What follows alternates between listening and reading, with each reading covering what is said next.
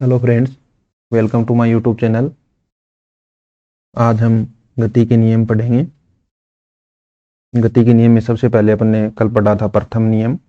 प्रथम नियम को जड़त्व का नियम भी कहते हैं। जड़त्व का नियम, इस नियम के अनुसार अगर कोई वस्तु गतिशील है तो गतिशील ही रहेगी, और अगर वस्तु रुकी हुई है यानी स्थिर है तो स्थिर ही रहती है जब तक उसके ऊपर कोई बाह्य बल कार्य ना करे। यानी कोई वस्तु स्थिर है तो स्थिर ही रहेगी, रुकी हुई रहेगी, और चल रही है तो चलती ही रहेगी जब तक उसके ऊपर कोई भार से नेट बाह्य बल कार्य ना करे। अगर उसके ऊपर कोई बाह्य बल कार्य करेगा तो ही वस्तु की अवस्था में परिवर्तन होगा। यानी गतिशील है तो उसकी गति में परिवर्तन हो सकता है, या स्थिर है तो वो भी गतिशील हो सकती है, और गतिशील है तो स्थिर हो सकती है।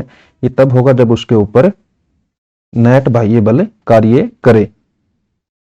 जड़त्व का गुण पदार्थों के ऐसे वह गुण होता है पदार्थों का जिसके कारण वह अपनी अवस्था का परिवर्तन का विरोध करता है। इसके कुछ उदाहरण अपन ने कल पढ़े थे। जैसे बस में अचानक ब्रेक लगते हैं तो यात्री आगे की ओर झुक जाते हैं, और अगर रुकी हुई बस अचानक चलती है तो यात्री पीछे की ओर झुकते हैं। कपड़े को अगर झटकाते हैं तो उससे धूल के कण निकल जाते हैं। पेड़ को हिलाने से पेड़ के फल गिर जाते हैं। सिक्के के ढेर से एक सिक्का निकालते हैं।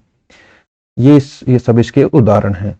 उसके बाद अपने पास आता है गति का दूसरा नियम, जिसे बल का नियम भी कहते हैं। गति का दूसरा नियम यानी बल का नियम।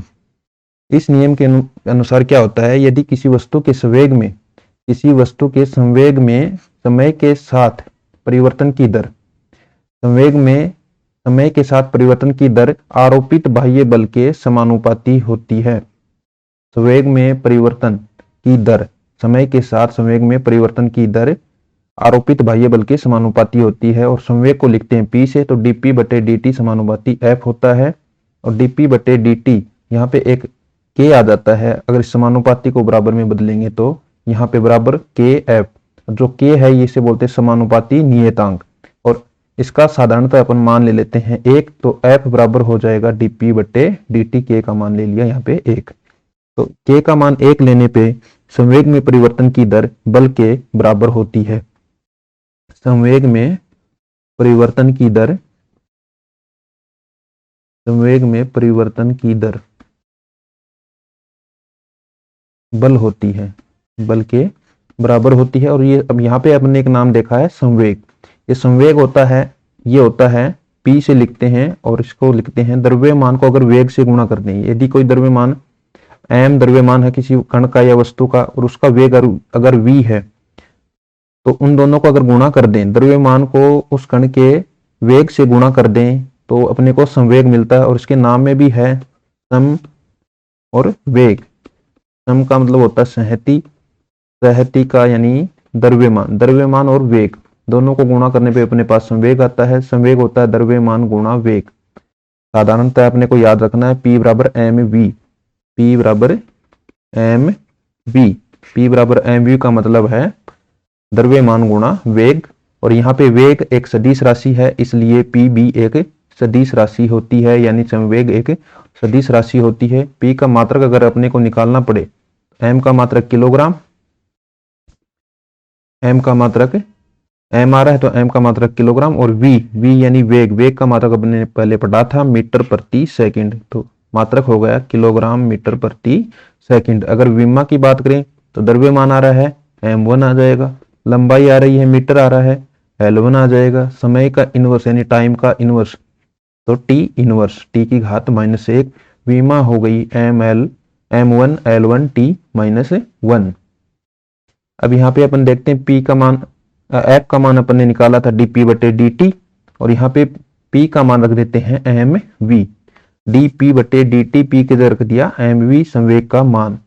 अब यहाँ पे अपन साधारणतः लेते हैं कि जो भी अपना जो कण होता है उसके संवेग में अगर परिवर्तन होता है तो अपन मानते हैं कि उसका द्रव्यमान तो अपन ने क्या माना है, नियत।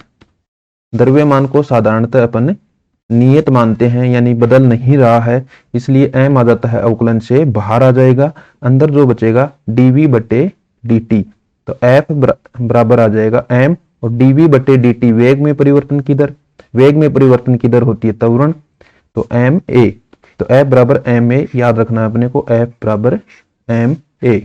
बल का मात्रक होता है न्यूटन, m की स्पत्ति में मीटर किलोग्राम सेकंड में, MKS में न्यूटन होता है, और अगर CGS में बात करें तो डाइन। बल का दो मात्रक हैं अपने पास, MKS प्रति में न्यूटन है और CGS में डाइन, और इन दोनों में एक संबंध है, 1 न्यूटन का मान 10 की घात 5 डाइन होता है। अपने को याद रखना है 1 न्यूटन का मान कितना होता है, 10 की घात 5 डाइन होता है। विमा अगर निकालें तो बल की विमा अपने को सीधी याद भी रखनी है, M1 L1 T-2।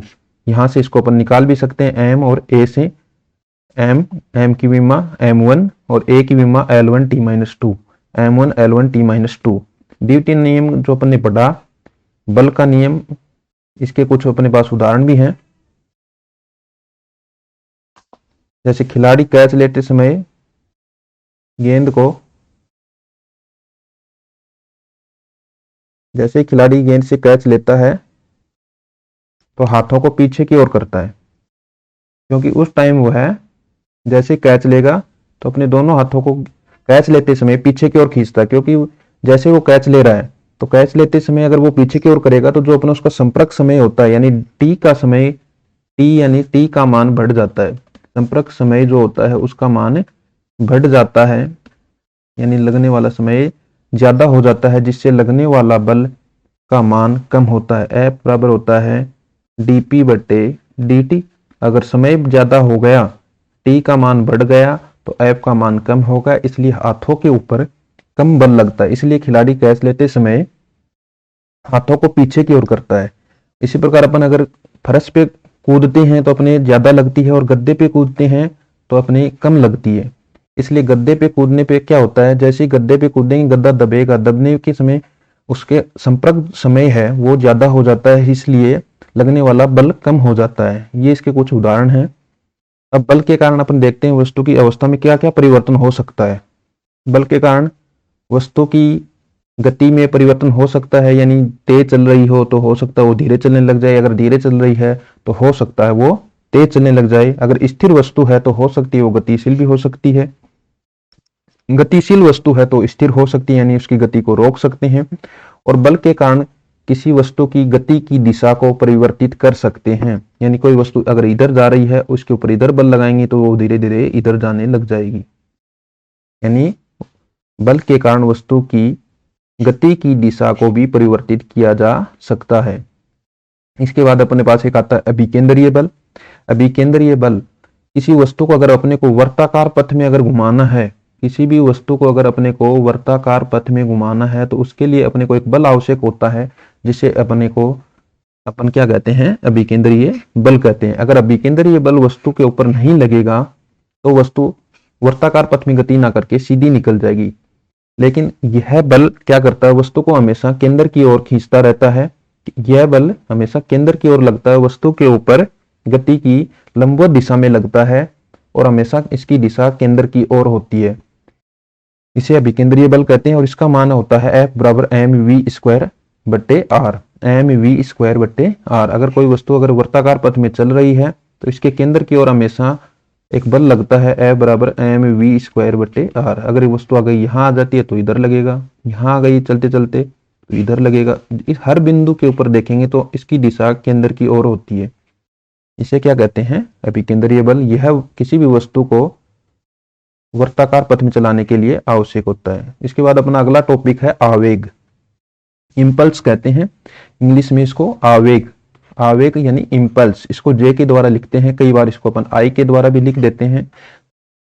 आवेग होता है बल गुणा समय, यानी कोई बल लग रहा है और कितने समय अंतराल के लिए लग रहा है, समय अंतराल भी लिख सकते हैं, बल गुणा समय अंतराल। आवेग होता है बल गुणा समय अंतराल। कोई वस्तु के ऊपर कोई बल लग रहा है तो अपने को ये देखना कि वह कितने समय के लिए लग रहा है। यानी कोई 1 न्यूटन बल अगर किसी वस्तु के ऊपर 2 सेकंड के लिए लग रहा है तो उसका आवेग होगा 2 न्यूटन सेकंड। ये इसका क्या होगा, आवेग।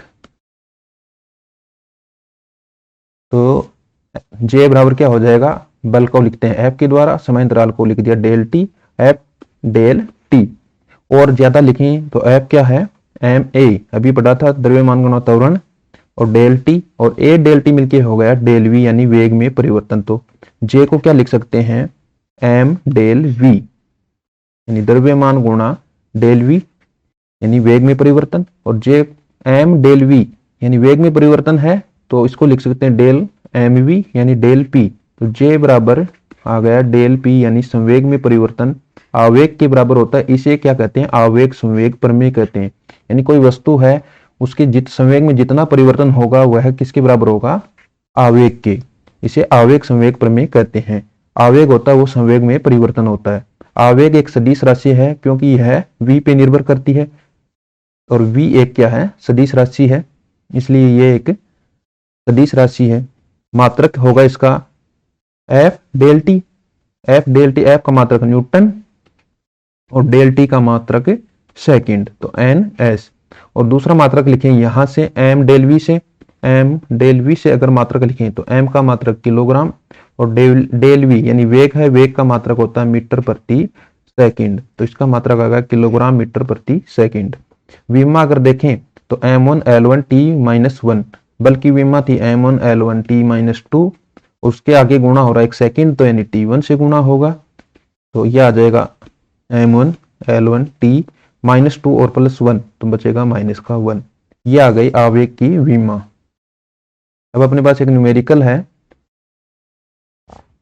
एक गेंद बल्लेबाज की ओर 70 मीटर प्रति सेकंड के वेग से आ रही है। यानी एक गेंद है कोई, वो आ रही है बल्लेबाज की ओर आ रही है 70 मीटर प्रति सेकंड से बल्लेबाज की ओर आ रही है। वह बल्लेबाज उस गेंद को उसकी दिशा में, उसकी दिशा के विपरीत 60 मीटर प्रति सेकंड के वेग से लौटा देता। आ इधर रही थी, इसने इसको वापस मारा, इसकी विपरीत दिशा में जाएगी, आ रही थी उसके, जा रही है 60 मीटर प्रति सेकंड से। तथा गेंद का द्रव्यमान अपने को दे रखा है 400 ग्राम। वह गेंद व बल्ले के मध्य संपर्क समय डेल टी का मान अपने को दिया है 0.1 सेकंड। तो प्रभावी आवेग अपने को पूछ रहा है। आवेग, आवेग क्या होगा? एम डेल वी होता है, एम डेल वी, और डेल वी का मान होगा जो पहले वेग था 70 और दूसरी दिशा में जा रहा है तो यानी -60, -60 वेग में परिवर्तन हुआ 130 मीटर प्रति सेकंड। यहाँ पे वेग को अपन ने लिया है माइनस का क्योंकि उसकी विपरीत दिशा में गया है। तो वेग में पहले इधर 70 से आ रही है, अब इधर 60 से जा रही है। तो वेग में अगर कुल परिवर्तन देखें 70 से इधर जा रही थी, 60 से वापस जा रही, तो वेग में परिवर्तन हुआ 130 मीटर प्रति सेकंड का परिवर्तन हुआ। ये अपने को ध्यान रखना है। यहाँ पे कई बार अपन इसको सीधा 10 लिख सकते हैं कि लिख देते हैं कि ये 70 से इधर जा रही थी, 60 से इधर जा रही, फर्क आया है 10 का, लेकिन यह दिशा के ऊपर निर्भर कर रहा है। यहाँ पे दिशा इधर जा रही थी और दूसरे में 60 वाले की दिशा इधर है, तो एक को प्लस लेंगे तो दूसरे को लेना पड़ेगा माइनस, और वेग में परिवर्तन घटा के निकालते हैं, इसलिए माइनस माइनस क्या हो जाएगा? यहाँ पे प्लस यानी 130 आएगा। अब अपने को क्या निकालना है? आवेग। आवेग होता है एम डेल वी, तो आवेग बराबर आ जाएगा, एम का मान अपने को दे रखा है 400 ग्राम में है, ग्राम को बदलेंगे किलोग्राम में, तो 1000 का भाग देंगे, अब ये आ गया किलोग्राम में, गुणा डेल वी का मान 130, 2 0 से 2 0 कैंसिल, 1 0 से 1 0 कैंसिल, ये उत्तर आ गया अपना 52। 13 गुणा 4 52 न्यूटन सेकंड, 52 न्यूटन सेकंड आया है। अब इसके बाद अपने को निकालना है प्रभावी बल। प्रभावी बल F के द्वारा लिखते हैं। F बराबर होता है, अभी आपने आवेग के लिए पढ़ा था, F बराबर J बराबर F डेल टी, J बराबर F डेल टी, और J का मान अपन ने निकाला है 52, F का मान अपने को ज्ञात करना है और डेल टी का मान 0.1 सेकंड, तो F का मान आ जाएगा 52/0.1, पॉइंट को अगर हटाएंगे तो ऊपर आ जाएगा 10, उत्तर आ गया 520 न्यूटन। यहाँ पे अभी अपने को ध्यान रखना है कि जो अपने को द्रव्यमान अगर गेंद का दिया वो ग्राम में दिया, तो इसको अपने को किस में लिखना है? किलोग्राम में। यहाँ पे अपने इसको किस में बदला? किलोग्राम में। अगर ग्राम को किलोग्राम में बदलते हैं तो उसमें 1000 का भाग देते हैं। अगर किलोग्राम को ग्राम में बदलना है तो 1000 से गुणा करते हैं। इसके बाद अपने पास आता है गति का तीसरा नियम। गति का जो तीसरा नियम है उसको कहते हैं क्रिया प्रतिक्रिया का नियम। गति का तीसरा नियम यानी क्रिया प्रतिक्रिया, इस नियम के अनुसार प्रत्येक क्रिया की एक प्रतिक्रिया होती है और उसकी दिशा क्रिया की विपरीत होती है और परिमाण में समान होती है। इस नियम के अनुसार प्रत्येक क्रिया के परिमाण में समान यानी जो मान बल का है उतना का उतना ही बल लगेगा और उसकी दिशा विपरीत होती है। अगर अपन किसी वस्तु के ऊपर F बल इधर लगा रहे हैं नीचे की ओर, तो वह वस्तु अपने ऊपर F बल लगाएगी किधर, ऊपर की ओर, यानी इस दिशा के विपरीत उतना ही परिमाण का बल अपने ऊपर लगाती है। इसके कुछ अपने पास उदाहरण हैं, जैसे बंदूक से गोली दागने पर बंदूक का पीछे की ओर जाना, यानी कोई बंदूक है अपने पास, उससे अगर अपन गोली दागेंगे, गोली इधर जाएगी तो उसके ऊपर पीछे की ओर एक झटका लगता है, यानी वस्तु या अपनी जो बंदूक है वह किधर जाती है, पीछे की ओर जाती है। ये क्या है, क्रिया प्रतिक्रिया का नियम। दूसरा, धरती पर चलते समय पैरों से जमीन को पीछे की ओर धकेलते हैं। अपन जब भी धरती के ऊपर धरातल पे चलते हैं जमीन पे, तो अपन पैरों से जमीन को पीछे की ओर धक्का देते हैं, जिससे अपन कहाँ बढ़ जाते हैं, आगे बढ़ते रहते हैं। तैरते समय हाथों से पानी को पीछे धकेलते हैं। जैसे जो तैरते हैं, तैराक होते हैं, वो जब पानी में होते हैं तो हाथों से क्या करते हैं, पानी को पीछे की ओर धक्का देते हैं, जिससे वो आगे बढ़ जाते हैं। जैसे जैसे वो पानी को पीछे, ऐसा ही यही काम सिर्फ ना सेम का सेम यही काम नाव से होता है। नाव से अंदर भी जो पतवार क्या होते हैं धकेलने वाले, उनके द्वारा पानी को पीछे की ओर धकेला जाता है, जिससे नाव आगे बढ़ती रहती है। एक और उदाहरण अपने पास, जैसे नाव से अपन कूदते हैं, जब भी कोई नाव से कूदेगा नाव को पीछे, तो नाव नीचे की ओर जाती है और कूदने वाला ऊपर की ओर, यानी नाव नीचे जाएगी तो नाव उसके ऊपर एक बल लगाएगी ऊपर की ओर, जिससे व्यक्ति ऊपर की ओर कूद पाता है। यदि किसी वस्तु पर लगने वाला कुल बाह्य बल शून्य है, यानी वस्तु के ऊपर कोई बाह्य बल नहीं लग रहा है, तब वस्तु के संवेग में परिवर्तन शून्य होता है, अर्थात संवेग नियत रहता है। यानी कोई वस्तु है, उसके ऊपर लगने वाला बाह्य बल शून्य है, यानी F बराबर अपने पढ़ा था dp बटे dt दूसरे नियम से, F बराबर dp बटे dt, और लगने वाला बाह्य बल शून्य है, यानी F का मान शून्य है। F बराबर 0, तो यानी dp बटे dt का मान भी 0 होगा।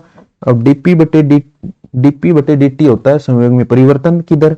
संवेग में परिवर्तन की दर है शून्य, संवेग में कोई परिवर्तन हो नहीं रहा है, यानी संवेग में परिवर्तन नहीं हो रहा है, तो संवेग क्या है, जो था उतना ही है, यानी नियत है। संवेग में कोई भी परिवर्तन नहीं होगा, यानी संवेग नियत बना हुआ है। इसे संवेग संरक्षण का नियम भी कहते हैं। यानी कि अगर कुल बाह्य बल शून्य है तो P का मान नियत रहता है। इसके बाद अपन देखते हैं, यदि किसी वस्तु पर लगने वाला बाह्य बल शून्य है तो P नियत रहता है, यानी mv का मान नियत है। mv का मान नियत है, यानी P नियत है तो P बराबर mv होता है, द्रव्यमान गुणा वेग, ये नियत होगा, अर्थात m बढ़ेगा, m और v दोनों का गुणा क्या है, नियत है, यानी m समानुपाती 1/v या v समानुपाती 1/m, यानी m को बढ़ाएंगे तो v को कम करना पड़ेगा, v m को कम करेंगे तो v को बढ़ाना पड़ेगा। यही सेम काम अपने कहाँ काम में आता है, रॉकेट में। जैसे जैसे रॉकेट चलती जाती है, रॉकेट जो होती है वो ऊपर जाती है और उसका जो द्रव्यमान है वो कम होता जाता है। जैसे जैसे द्रव्यमान कम होगा धुआं छोड़ती जाएगी, उसका ईंधन कम होता जाएगा। जैसे जैसे m कम होगा तो उसका वेग बढ़ता जाता है, m कम होगा वेग बढ़ता जाएगा। इसके बाद अपने पास है एक बंदूक से एक न्यूमेरिकल है, एक बंदूक से गोली दागी जाती है। एक बंदूक है कोई, उससे क्या दागी जाती है, कोई गोली दागी जाती है। यदि बंदूक का द्रव्यमान, एक बंदूक से गोली दागी जाती है, यदि बंदूक का द्रव्यमान अपने को दे दिया, बंदूक है उसका द्रव्यमान 1 किलोग्राम है, गोली का द्रव्यमान 50 ग्राम है, गोली का द्रव्यमान 50 ग्राम है, तो गोली का वेग अपने को दे रखा है 100 मीटर प्रति सेकंड। तो बंदूक का पीछे की ओर वेग ज्ञात कीजिए। जो पीछे की ओर अगर बंदूक अपने पास पड़ी है कोई, इससे एक गोली चलाई गई, पहले स्थिर थे और इससे जैसे ही गोली निकली तो वो 50 ग्राम की गोली है, उसका वेग अपने को दे दिया 100 मीटर प्रति सेकंड। जो बंदूक है उसका द्रव्यमान अपने पास 1 किलोग्राम है, इसके पीछे की ओर धक्का लगेगा, यानी पीछे की ओर गति करेगी। तो अपने को निकालना है जो बंदूक है उसका पीछे की ओर वेग कितना होगा। ये निकालने के लिए सबसे पहले अपने को देखना कि अगर पहले गोली चलने से पहले जो बंदूक और गोली था उन दोनों का द्रव्यमान 1 किलोग्राम की बंदूक थी और 50 ग्राम की गोली थी, दोनों स्थिर पड़े हुए थे, यानी उनका संवेग क्या था, शून्य था, यानी कोई वेग नहीं था। अब क्या हुआ, गोली चली, गोली चलने पे उसको वेग मिल गया, गोली को, उसका द्रव्यमान अलग चला गया। बंदूक है वो पीछे की ओर चलेगी, क्योंकि इसके ऊपर कोई बाह्य बल कार्य नहीं कर रहा है, इसलिए इसका कुल संवेग नियत रहेगा, यानी शून्य था पहले तो अब भी शून्य रहेगा। इसलिए अब जो गोली है वो इधर गई है और बंदूक पीछे की ओर चलेगी, तो जो दोनों संवेग होंगे उनका योग कितना होना चाहिए, शून्य। तो सबसे पहले बंदूक का द्रव्यमान 1 गुणा, ये करेंगे एम वी जी, लिख देते हैं एम जी वी जी, यानी द्रव्यमान किसका, गन का, वेग गन का बराबर होगा एम बी बुलेट का द्रव्यमान और वी जी। यहां से करेंगे, ये दोनों क्या होंगे, बराबर होंगे और दिशा विपरीत है, यानी कुल संवेग अब भी 0 रहेगा। तो अब अपने को निकालना एम जी का मान 1, वी जी कितना है अपने को ज्ञात करना है, एम बी 50 ग्राम, किलोग्राम में बदलेंगे 1000 का भाग देंगे, वी जी का मान 100 मीटर प्रति सेकंड, 2 0 से 2 0, 1 0 से 1 0, वी जी का मान आ गया 5 मीटर प्रति सेकंड। एक बार इसे दोबारा देख लेते हैं। एक अपने पास बंदूक है, उसे गोली दागी जाती है, यदि बंदूक का द्रव्यमान अपने पास 1 किलोग्राम है, गोली का द्रव्यमान 50 ग्राम है और गोली का वेग अपने को दे दिया 100 मीटर प्रति सेकंड, तो बंदूक का पीछे की ओर वेग ज्ञात कीजिए। पीछे की ओर वेग ज्ञात करना है, यानी चलने से पहले, गोली चलने से पहले का संवेग शून्य, गोली चलने से पहले का संवेग कितना है, 0। तो गोली चलने के बाद का संवेग भी 0 होगा, गोली चलने के बाद, गोली चलने के बाद का संवेग भी 0 करना है, संवेग बराबर 0। अब गोली चलने के बाद जो संवेग है वो 2 संवेग हो गए, गोली का, एक बंदूक का। अब दोनों की दिशा विपरीत है, एक इधर जाएगा संवेग, एक इधर जाएगा, तो एक दूसरे के बराबर होने चाहिए, क्योंकि एक दूसरे की दिशा विपरीत है और एक दूसरे से घट जाएंगे और अपना कुल संवेग 0 आना चाहिए। तो दोनों के संवेग बराबर होने चाहिए, दिशा विपरीत है ही पहले से, तो इनको दोनों को संवेग, गोली का संवेग और बंदूक का संवेग अपन ने बराबर कर दिया। यहां से अपन ने निकाल दिया, बंदूक का वेग आ गया 5 मीटर प्रति सेकंड। अगला एक क्वेश्चन और है अपने पास, 5 किलोग्राम द्रव्यमान का एक स्थिर गोला 2 भागों में टूटता है, जिनमें से छोटे भाग का वेग 6 मीटर प्रति सेकंड है तथा बड़े भाग का वेग 4 मीटर प्रति सेकंड है। माना दोनों द्रव्यमान एक दूसरे की विपरीत दिशा में गति करते हैं, तो दोनों भागों का द्रव्यमान ज्ञात कीजिए।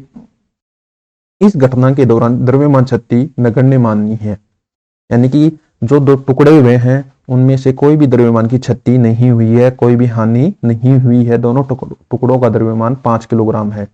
तो सबसे पहले अपन देखते हैं इसको कैसे करेंगे।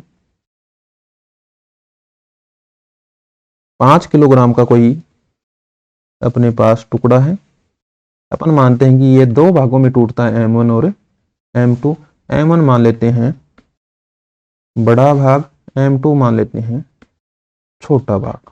एक टुकड़ा टूट के M1 इधर चला गया, दूसरा टुकड़ा M2 द्रव्यमान का दूसरी तरफ चला गया, दोनों की दिशा अपने को एक दूसरे के विपरीत बताई गई है। छोटे भाग का वेग 6 मीटर प्रति सेकंड है, छोटे भाग M2 का वेग अपने को दिया गया है 6 मीटर प्रति सेकंड और बड़े भाग का वेग अपने को दिया गया है 4 मीटर प्रति सेकंड। तो दोनों अपने को ज्ञात करना, दोनों द्रव्यमान ज्ञात करने हैं, M1 एंड M2 अपने को ज्ञात करने। तो सबसे पहले अपने को पता है कि ये 5 किलोग्राम के द्रव्यमान से टूटे हैं, तो दोनों जो द्रव्यमान है उनका योग क्या होगा, 5 होगा, M1 प्लस M2 बराबर 5। ये अपने पास एक समीकरण आ जाती है। इसके बाद अपने को पता है कि जो पहले जो द्रव्यमान था 5 किलोग्राम का वह स्थिर था, स्थिर गोला था, स्थिर था। अगर स्थिर था तो उसका वेग क्या था, 0 था, यानी कुल संवेग क्या था उसका, 0 था। कुल संवेग P बराबर mv, यानी ये v का मान 0 था तो P भी 0 है, यानी पहले 0 था, अब उसके ऊपर कोई बाह्य बल लग नहीं रहा है। अब बाह्य बल नहीं लग रहा है तो अब भी संवेग नियत रहेगा, यानी पहले 0 था तो अब भी 0 ही रहेगा। अब टुकड़े हो गए, अब जो भी उनके संवेग होंगे उनका अगर सदिश योग करें तो वो शून्य आना चाहिए, या फिर उनकी दिशा विपरीत है, जैसे एक का संवेग इधर होगा दूसरे का संवेग इधर होगा, तो ये एक दूसरे को क्या कर देंगे, कैंसिल कर देंगे। एक का संवेग इधर जाएगा दूसरे का संवेग इधर जाएगा, ये एक दूसरे को क्या कर देंगे, कैंसिल कर देंगे, यानी इन दोनों टुकड़ों का संवेग दिशा में विपरीत होगा और परिमाण में समान होगा। यानी पहले अगर m1 टुकड़े का संवेग देखें तो m1 उसका वेग दे रखा है अपने को 4, बराबर होना चाहिए 6 गुणा m2 के, या फिर एक तरफ लिखें इनको तो m1 4m1 माइनस 6m2 बराबर 0। ये समीकरण नंबर 2 आ गई। समीकरण 1 और 2 को अगर सोल्व करेंगे तो अपने को m1 और m2 मिल जाएंगे। जैसे समीकरण 1 को गुणा कर देते हैं 4 से, 4m1 प्लस 4m2 बराबर 20, और इसके नीचे लिखते हैं पहले दूसरी समीकरण 4m1 माइनस 6m2 बराबर 0।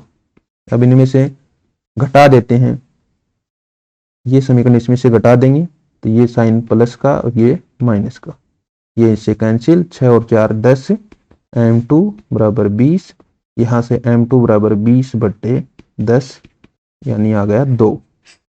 m2 का मान आ गया 2 किलोग्राम, यानी ये आ गया 2 किलोग्राम आ गया। अब अपने को निकालना है m1। अपने को पता है m1 प्लस m2 का मान 5 है, m1 प्लस 2 बराबर 5, m1 आ गया 5 माइनस 2 यानी 3 किलोग्राम। जो बड़ा भाग है उसका द्रव्यमान अपने पास आया है 3 किलोग्राम।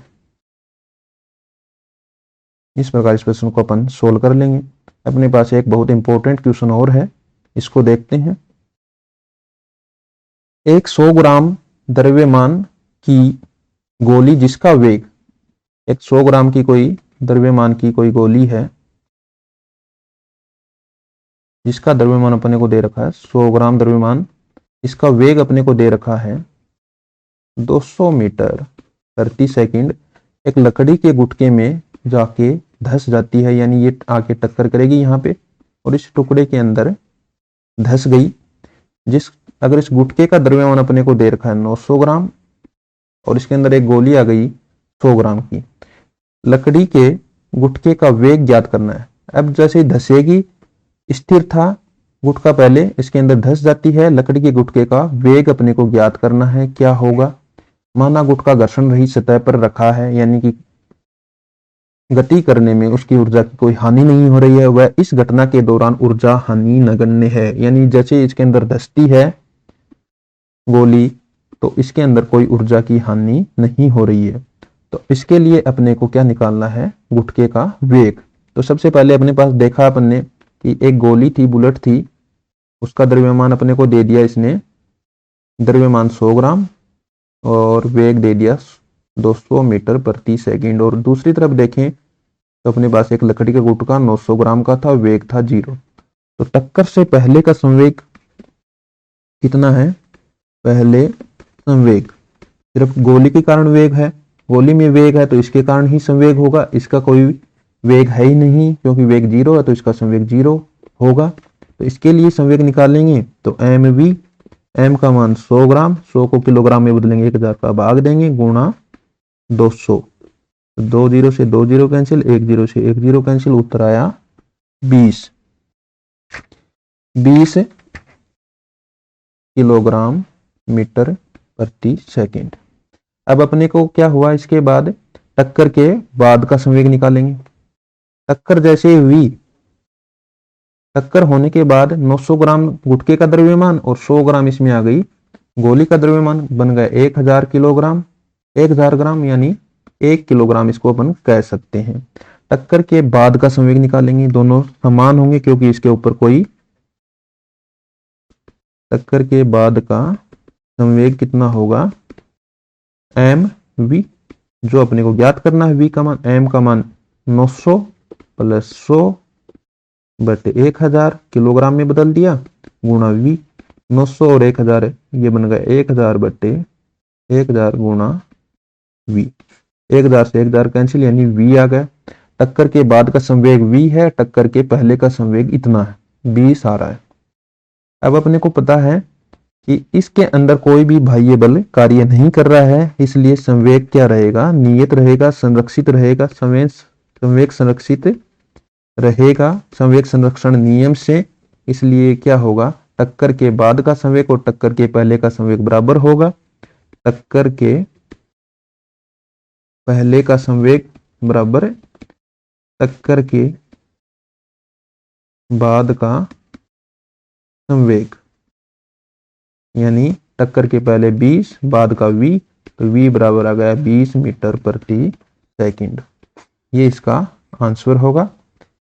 ये अपना यहाँ पे गति, बल और गति के नियम वाला चैप्टर खत्म होता है। इसकी पीडीएफ के लिए टेलीग्राम को ज्वाइन करें। टेलीग्राम का लिंक डिस्क्रिप्शन में दिया हुआ है।